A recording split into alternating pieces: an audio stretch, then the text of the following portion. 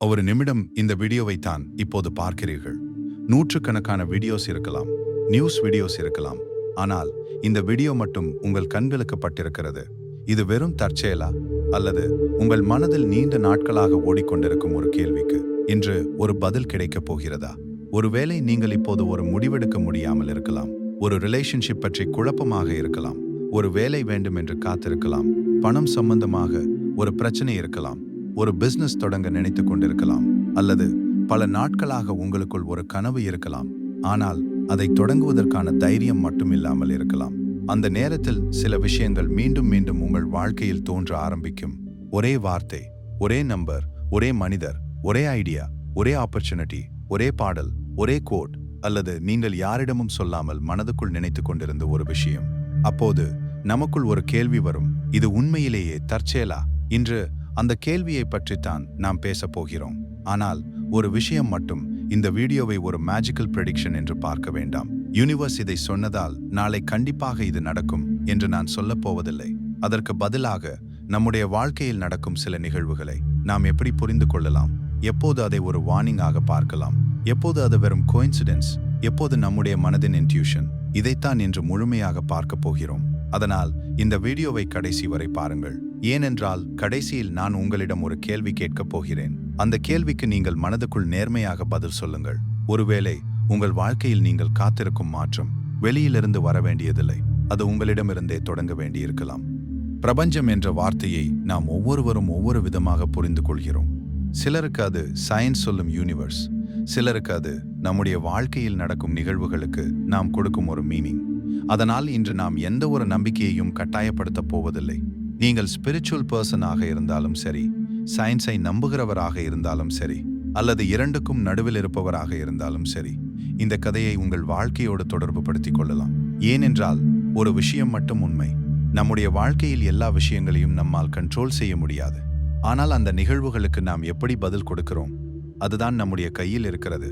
அதனால் பிரபஞ்சம் என்னை தேர்வு செய்ததா என்பதை விட, என் வாழ்க்கையில் நடப்பதை நான் எப்படி பயன்படுத்தப் போகிறேன் என்பதுதான் இன்னும் முக்கியமான கேள்வி.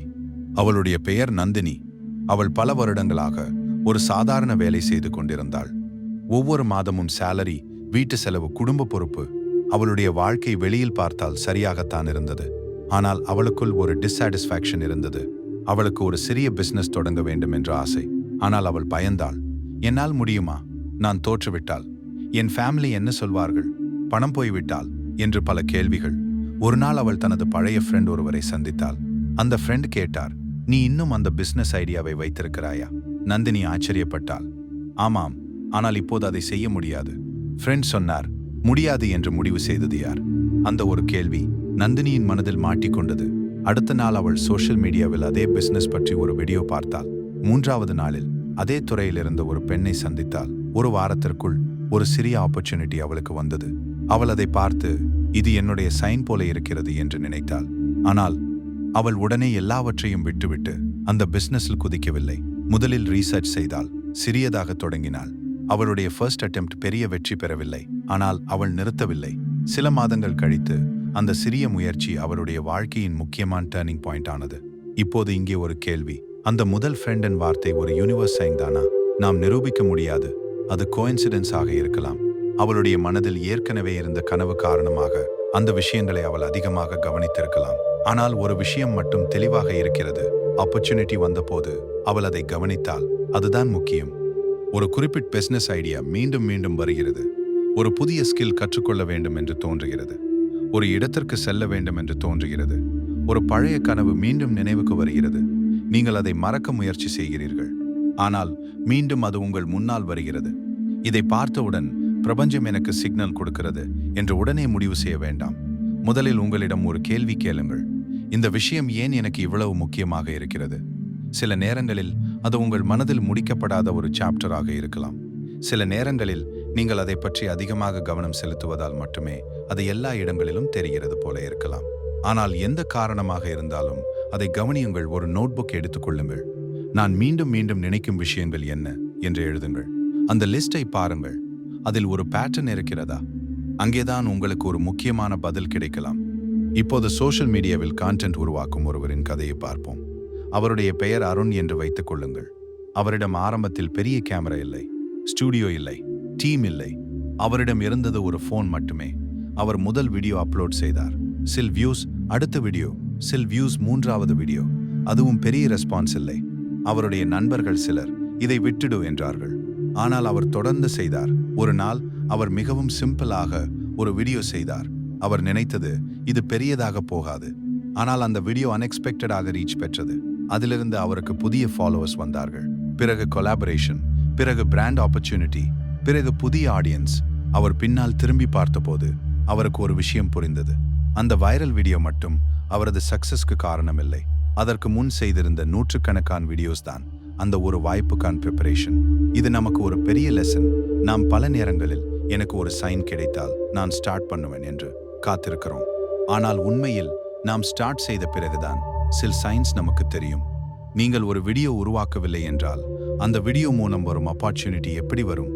நீங்கள் அப்ளிகேஷன் போடவில்லை என்றால் அந்த ஜாப் எப்படி கிடைக்கும்? நீங்கள் பேசவில்லை என்றால் அந்த ரிலேஷன்ஷிப் எப்படி மாறும்? நீங்கள் முயற்சி செய்யவில்லை என்றால் உங்கள் திறமைக்கு வாய்ப்பு எப்படி கிடைக்கும்? அதனால் சைனை மட்டும் தேடாதீர்கள், உங்களால் செய்யக்கூடிய ஆக்ஷனை தொடங்குங்கள். சிலர் 11 பார்க்கிறார்கள். ஒரே நம்பர் மீண்டும் மீண்டும் கண்ணில் படுகிறது. அதை சிலர் ஸ்பிரிச்சுவல் சைன் என்று நம்புகிறார்கள். அதை பற்றி பல இன்டர்பிரிட்டேஷன்ஸ் இருக்கின்றன. ஆனால் இங்கே ஒரு முக்கியமான விஷயம், ஒரு நம்பர் பார்த்ததற்காக பெரிய ஃபைனான்ஷியல் டெசிஷன் எடுக்காதீர்கள். ஒரு ரிலேஷன்ஷிப்பை உடைக்காதீர்கள். மெடிக்கல் ட்ரீட்மெண்ட்டை நிறுத்தாதீர்கள். உங்கள் வாழ்க்கையை முழுமையாக மாற்றும் முடிவை ஒரு நம்பர் மட்டும் பார்த்து எடுக்காதீர்கள். அதற்கு பதிலாக அந்த நம்பர் உங்களுக்கு ஒரு ரிமைண்டராக இருக்கட்டும். நீங்கள் அதை பார்க்கும்போது, நான் இப்போது என்ன நினைக்கிறேன், என் கோல் என்ன, நான் இன்று என்ன செய்ய வேண்டும் என்று உங்களையே கேளுங்கள். அப்படி பார்த்தால் அந்த கோயின்சிடென்ஸ் கூட உங்களுக்கு ஒரு நல்ல ஹேபிட்டை உருவாக்க உதவும். சில நேரங்களில் நமக்கு வெளியிலிருந்து வரும் சைனை விட நம்முடைய உள்ளே வரும் அவேர்னஸ் தான் முக்கியமானது. இப்போது இன்னொரு சென்சிட்டிவ் ஸ்டோரி. ஒரு பெண், அவள் ஒரு ரிலேஷன்ஷிப்பில் இருந்தால் ஒரு கட்டத்தில் அந்த ரிலேஷன்ஷிப் முடிந்து விட்டது. அவள் அந்த மனிதரை மறக்க முடியவில்லை. அவள் தினமும் நினைத்தாள், அவர் மீண்டும் வருவாரா? ஒரு நாள் அவருடைய பெயரை ஒரு இடத்தில் பார்த்தாள். அடுத்த நாள் அவரைப் போல ஒருவரை பார்த்தாள். மூன்றாவது நாள் ஒரு பழைய பாடல் கேட்டாள். அவள் மனதில் இது எல்லாம் அவர் மீண்டும் வரப்போகிறார் என்பதற்கான சைன் என்று தோன்றியது. ஆனால் இங்கே ஒரு முக்கியமான உண்மை இருக்கிறது. நாம் ஒருவரை பற்றி அதிகமாக நினைக்கும் போது அவருடன் தொடர்புடைய விஷயங்கள் நம்முடைய கவனத்திற்கு அதிகமாக வரலாம். அதனால் ஒவ்வொரு கோயின்சிடென்ஸையும் டெஸ்டினி என்று எடுத்துக்கொள்ள வேண்டாம். ஒருவர் உங்களை உண்மையாக மதிக்கிறாரா? அவர் ஆக்ஷன்ஸ் என்ன சொல்கிறது? உங்களுக்கு அந்த ரிலேஷன்ஷிப் பாதுகாப்பானதா? உங்களுக்கு பீஸ் கிடைக்கிறதா? இவைதான் முக்கியம். ஒரு சைனை விட ஒருவருடைய கன்சிஸ்டன்ட் ஆக்ஷன்ஸை நம்புங்கள். இது ரிலேஷன்ஷிப்புக்கும் பொருந்தும், ஃப்ரெண்ட்ஷிப்புக்கும் பொருந்தும், பிசினஸ்க்கும் பொருந்தும், லைஃப்க்கும் பொருந்தும். கதவு மூடப்படுவது கூட ஒரு பதிலாக இருக்கலாம். நீங்கள் ஒரு வேலைக்காக முயற்சி செய்தீர்கள், கிடைக்கவில்லை. மீண்டும் முயற்சி செய்தீர்கள், மீண்டும் கிடைக்கவில்லை. நீங்கள் ஒரு ரிலேஷன்ஷிப்பை காப்பாற்ற முயற்சி செய்தீர்கள், ஆனால் அது முடியவில்லை. ஒரு பிசினஸ் ஐடியாவை முயற்சி செய்தீர்கள், ஆனால் அது முடியவில்லை. ஒரு பிசினஸ் ஐடியாவை முயற்சி செய்தீர்கள், அது ஒர்க் ஆகவில்லை.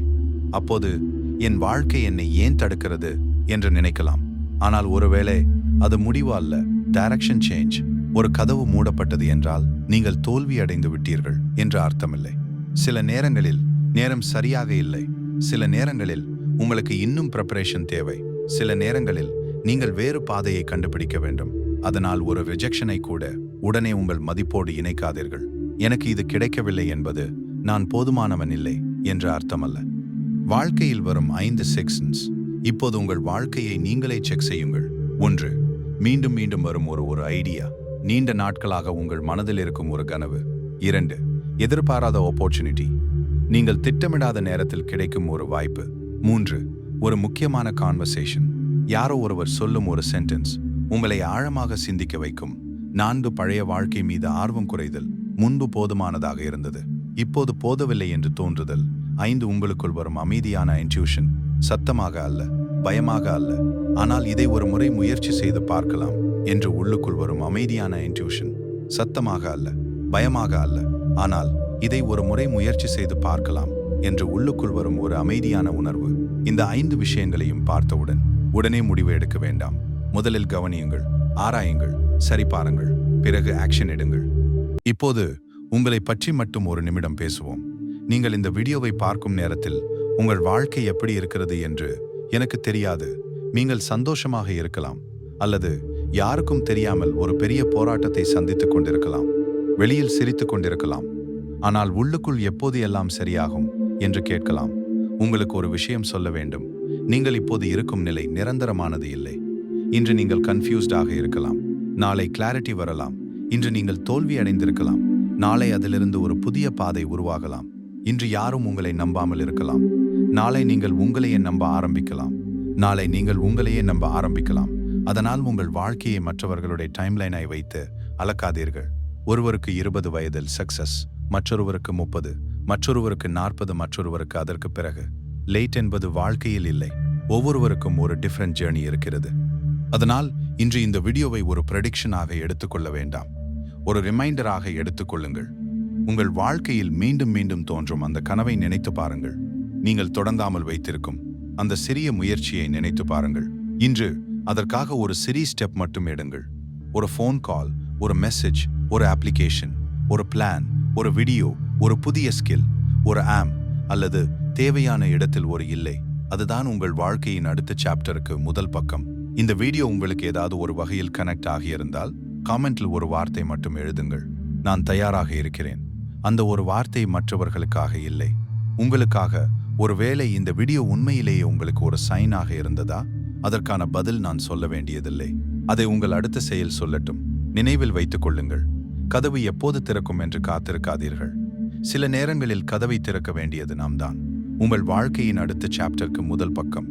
இந்த வீடியோ உங்களுக்கு ஏதாவது ஒரு வகையில் கனெக்ட் ஆகியிருந்தால் காமெண்ட்ல ஒரு வார்த்தை மட்டும் எழுதுங்கள். நான் தயாராக இருக்கிறேன். அந்த ஒரு வார்த்தை மட்டும் அடுத்து மட்டுமா மனசுல வேண்டியதில்லை. அதை அழகாக எழுதுங்கள், நம்பிக்கையுடன் எழுதுங்கள், தைரியமாக எழுதுங்கள். உங்கள் வாழ்க்கை, உங்கள் கதை. நன்றி. மீண்டும் ஒரு அழகான வீடியோவில் சந்திப்போம்.